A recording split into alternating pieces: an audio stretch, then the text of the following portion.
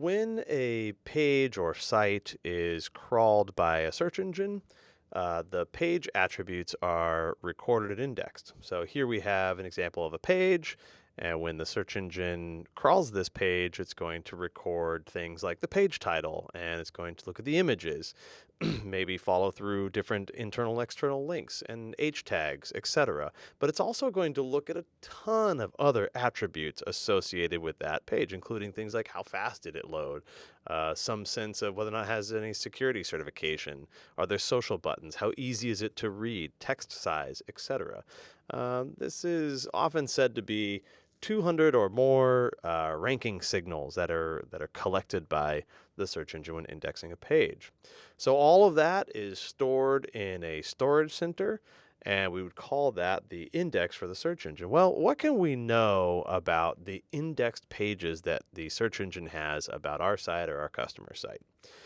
Well, we can get a sense of what pages are in the index for a site by using this search operator. We're going to look at a couple search operators here.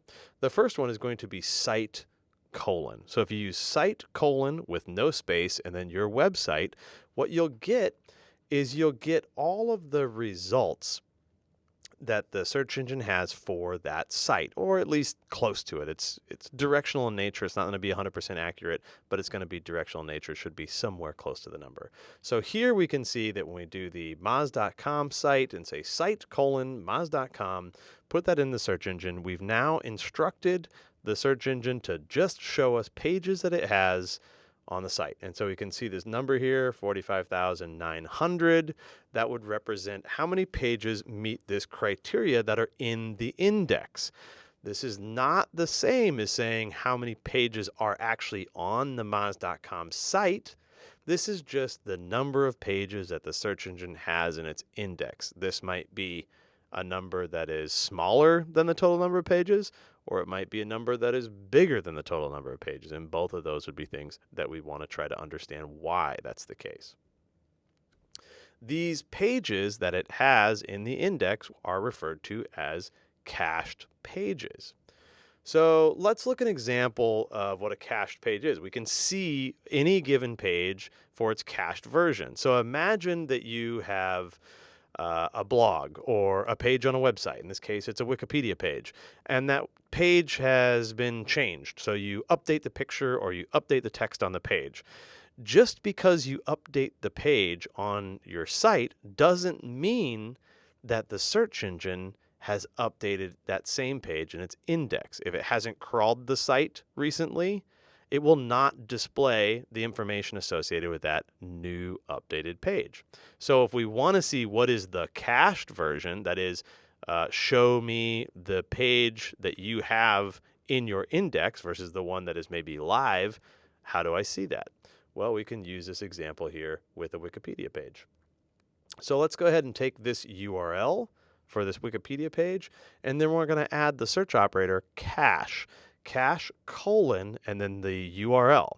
When I add the search operator cache colon and a URL after it, what that delivers me is this version. So you'll see that there is a little bar across or a little tray across the top of the page now. This says this is Google's cached version of the URL, snapshot of the page as it appeared with the date and time when it was crawled, current page, etc., etc.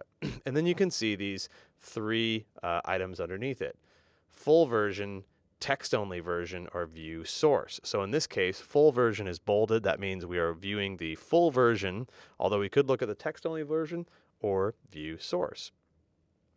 So the important thing to think about with these three options is that when a search engine crawls your page, it does not render it in a browser, at least not on mobile, or with mobile this might be different. However, often with desktop, it is not rendering it in a browser. It's just reading the code.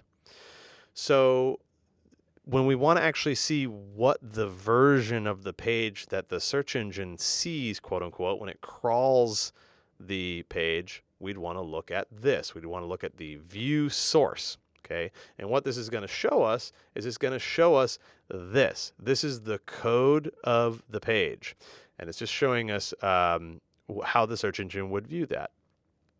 So the important thing to think about here, and you'll often hear this in discussions, is that because it's not being loaded in a browser, it may not show things like JavaScript. So if you have JavaScript on your site, the cached version or what's being recorded by the search engine may not include things that are enabled by JavaScript.